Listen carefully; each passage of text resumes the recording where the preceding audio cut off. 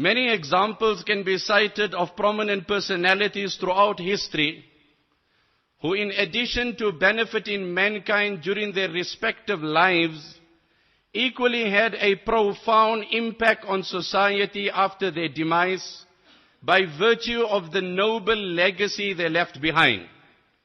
However, there is only one example, without exception, in the entire annals of history of a person who, apart from benefiting mankind while he was alive or after his demise, Allah's qasam, he equally benefited mankind before his birth, and that was Muhammad sallallahu alaihi wasallam. There is no other human in the annals of history that as an unborn child, his blessings were experienced, his barakat was appreciated, both locally in Arabia and by extension across the globe. Secondly, when we speak of prominent personalities, the maximum we can say, he was an amazing child, a brilliant young boy and a talented adult. That's about all. But when it comes to the Master sallallahu alaihi wasallam, he was just not an amazing child. Wallahi, he was an amazing baby. And that term again is exclusive to the Prophet sallallahu alaihi wasallam, because in any other circumstances, a baby, there's no degree of communication. Hence, you cannot attach the quality of uniqueness to a baby. And I'll support this and substantiate it. And thirdly, and very importantly, the maximum we say in the praise of any person is loved by all, respected by all. But in the case of Muhammad sallallahu alaihi wasallam, he was loved by all and adored by every object, animate or inanimate. Hence he sallallahu alaihi wasallam said, "Hada jabalun yuhibbuna wa nuhibbuhu." Leave the world, even Mount Uhud can't do without me. Leave the world, even Mount Uhud cannot do without me. Now let's just look at the amazing union, the marriage of Nabi alayhi salam's parents, the outstanding pregnancy, and the grand birth and the amazing arrival.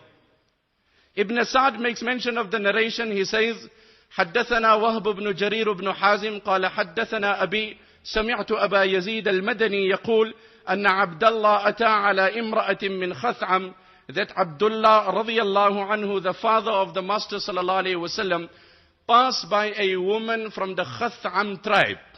The narration of Bayhaqi ibn Abbas radiyallahu anhuma says, وَكَانَتْ ذَاتَ جَمَالٍ, a woman of exceptional beauty. Another narration of Ibn Sa'd, أَنَّ قَتِيلَ بِنْتَ نَوْفَلْ أُخْتَ وَرَقَ ibn Nawfal.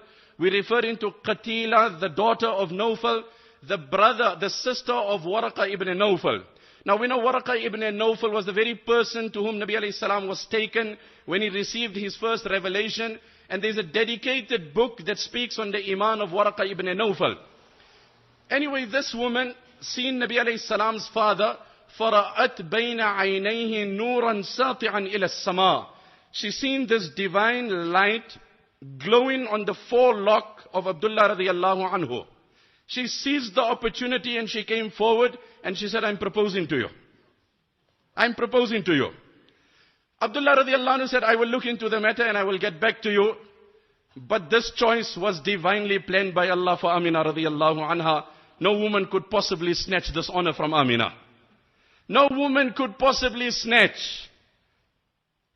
On the plan of Allah, by the decree of Allah, this relation and this nikah took place.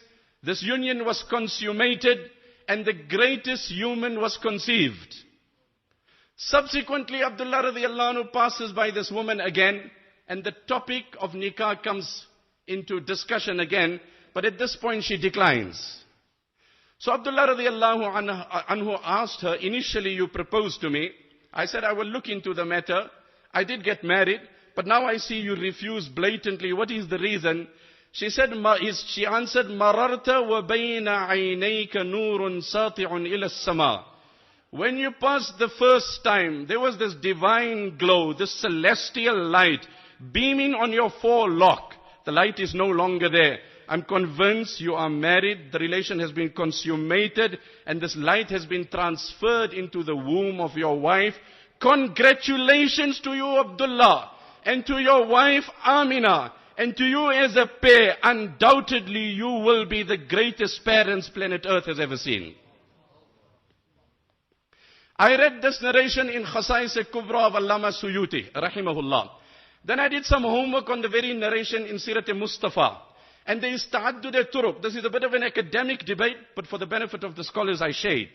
He concludes in Sirat-e-Mustafa, the author, given the multiple narrations in this regard, one has to conclude in the terminology of muhaddithin that these narrations enjoy the rank of hasanun li ghayrihi, which enjoys a great status of authenticity as viewed and understood and graded by the scholars of hadith.